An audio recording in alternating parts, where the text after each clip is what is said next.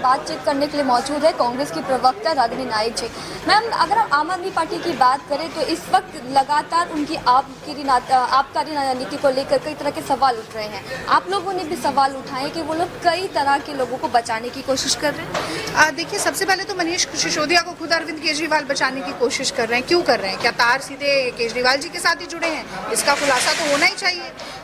3 सवाल हमने पूछे और पहला सवाल ये कि अगर शराब नीति सही है तो आप सीबीआई जांच का नाम सुनते ही इतना डर क्यों गए कि आपको शराब नीति वापस लेनी पड़ी और वापस लेकर उन्हीं शीला जी की शरण में जाना पड़ा जिन शीला जी को आप बेईमान कहते घूमते थे। और अगर गलत है तो गलत काम की तो सजा मिलती है, तो मनीष सिसोदिया जी के ऊपर कार्रवाई क्यों ना हो, दूध का दूध पानी का पानी क्यों ना हो।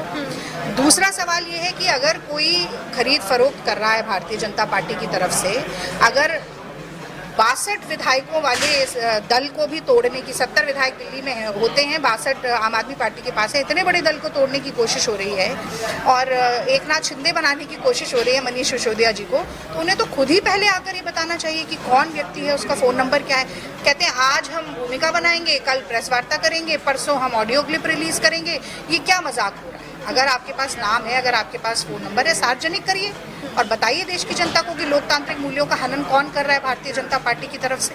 पर वो नहीं बताएंगे क्योंकि इसमें भी कोई मुझे साठगांठ नजर आती है हिमाचल और गुजरात चुनाव के चलते। और तीसरा सवाल ये कि पंजाब में तो आप एक बड़ा मानक स्थापित करने की कोशिश कर रहे थे कि हमने स्वास्थ्य मंत्री पे आरोप लगा और हमने इस्तीफा तो लिया ही और अरेस्ट भी करवा दिया।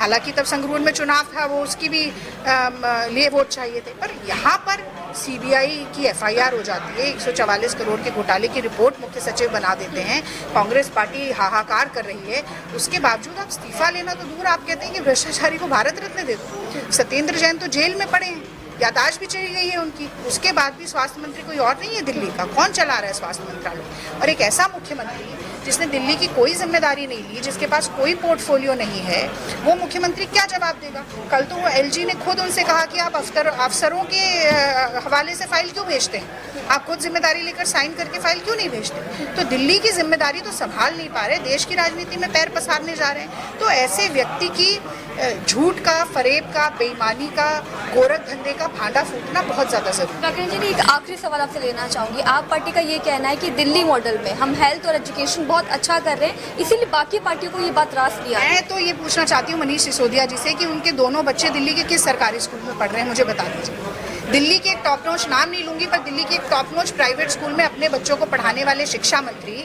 अपने गाल बजाएंगे शिक्षा नीति के लिए, तो कौन मानेगा?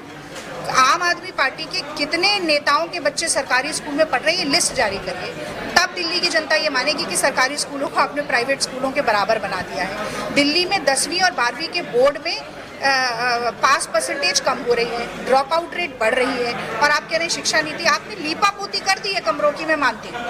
आपने 2-3 ऐसे कदम भी उठाए हैं कि पेरेंट्स टीचर मीटिंग होने लग गई है ये, लेकिन अंततः तो स्कूल का परफॉर्मेंस रिजल्ट से नापा जाता है। आपसे पूछा जाए आपने कितने नए स्कूल बनाए, आप कमरे गिनवाते हैं। आपसे पूछा जाए कितने नए विश्वविद्यालय बनाए, आपके पास कोई जवाब नहीं है।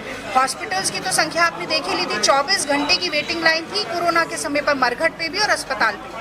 तो दिल्ली में जो शीला दीक्षित ने पौधे लगाए ना, पेड़, उनमें पानी तक नहीं दे पाए केजरीवाल, ये असलियत है। इसीलिए दिल्ली जो greenest capital of the world था, आज मोस्ट पोल्यूटेड सिटी है और अब इसे नशे की राजधानी भी बनाया जा रहा है। धन्यवाद हमसे बातचीत करने के लिए। तो हमारे साथ यहाँ पर कांग्रेस प्रवक्ता रागिनी नाइक जुड़ी थी बातचीत के लिए। कैमरा पर्सन रेहान के साथ ज्योति सिंह, A1 TV, दिल्ली।